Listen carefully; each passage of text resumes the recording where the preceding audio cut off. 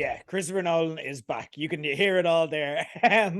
That is Oppenheimer. And look, obviously, we're not doing a spoiler verse, so I'm not going to do an alt recap, but just to set up the plot, we begin the movie with two separate hearings. In one, Robert Downey Jr.'s Lewis Strauss is facing questioning about his relationship with our title character, J. Robert Oppenheimer, ahead of presumptively being approved for being on the presidential cabinet. The other sees Oppenheimer left trying to justify his entire life story behind closed doors, a life which sees him goes from a homesick student in Europe developing left-leaning politics that inspire mistrust back home to helping the US Army develop the atomic bomb that famously ended World War II. And kind of a lot of it is set in the aftermath of that happening. That's the plot. That's the clip. We'll get into this now. Tom, what were your overall kind of high-level thoughts of Oppenheimer? And we'll get into some of the nitty-gritty as we go on. Well, I should say, first of all, it wasn't that long ago that I actually left the screening of this. It's actually such a short time that you could just about squeeze in another showing between when I ended.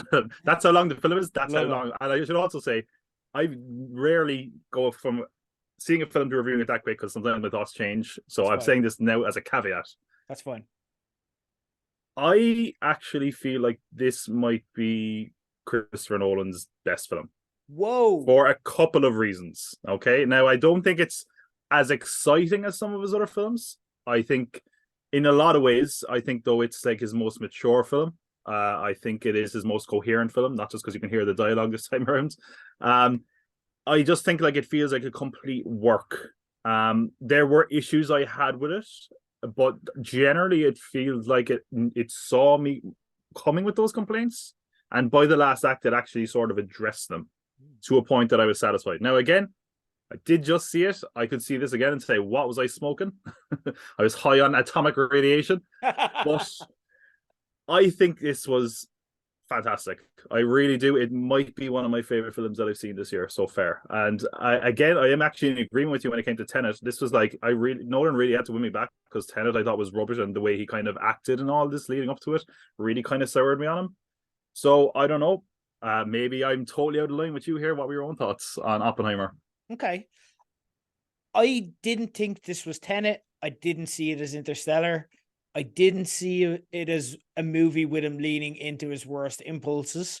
I think it's more along the lines of obviously thematically similar to Dunkirk in that it's going back to a more mainstream story, but he is dipping into some of the more deeper themes that he can dip into and that only Christopher Nolan can kind of tell in the way that he does. But I don't see it as one of his all-time greats. Some aspects of it, yes, were magnificent, particularly when things go boom. And again, that's not a spoiler to say that in Oppenheimer, things go boom. Of course they do.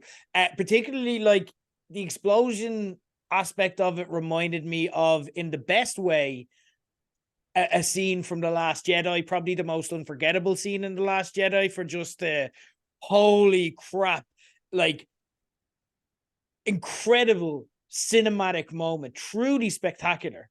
I also avoided researching the movie beforehand. Obviously, I knew elements of it, but I didn't know the ins and outs and the nitty-gritty of Oppenheimer. So the fact that it operated as a political courtroom drama was a pleasant surprise for me, because I just didn't see that coming. It's a supremely talky movie. I was talking to people today, and they're like, you have to see it. Like, they were saying they haven't seen it yet, but they're like, I have to see it in 70 millimeters. And I'm like, okay, yeah, fair enough. But like, actually you don't, because it's a lot of guys talking in rooms a lot of time. You know what I mean? There's one amazing scene where you definitely should see it in the highest resolution possible. But aside from that, it's just a lot of people talking.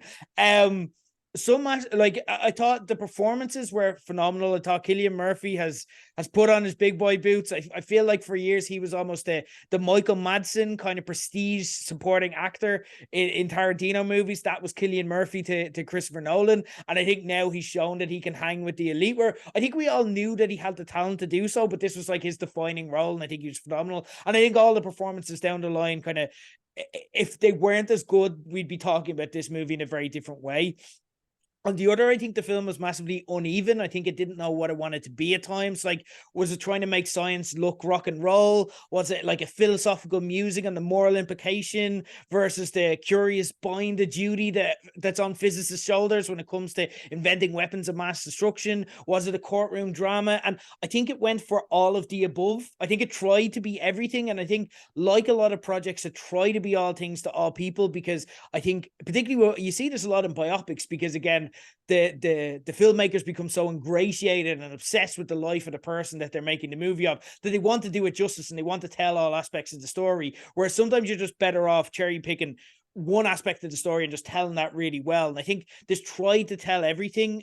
I think it tried admirably, but I don't think it necessarily nailed everything. I thought there were some things like the inclusion of Einstein and like the heavy name dropping and the likes of Heisenberg felt a bit pandering. It's like, you know, for the casual fans, they're like, hey, you know what I mean? Science names, you know, both of them, like you may have heard of me from such series as Breaking Bad, am I right? And I thought there was I also felt that while there was that epic score there, I feel like it's a Nolan trademark, even in Tenet, that he kind of uses sound as a connective tissue that kind of moves the film all along at a momentous pace. But I don't feel that he necessarily got that right there. And it's because the movie is jumping around so much from scene to scene and from place to place and from time to time. And again, you kind of rely on that sound to kind of take you through.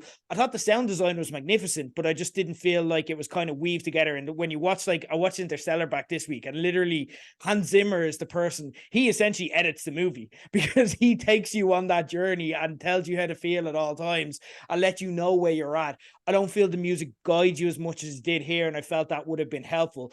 But overall, I enjoyed the movie. I thought it was a really well-made piece of cinema. I just don't know if I'd put it up there with the greats.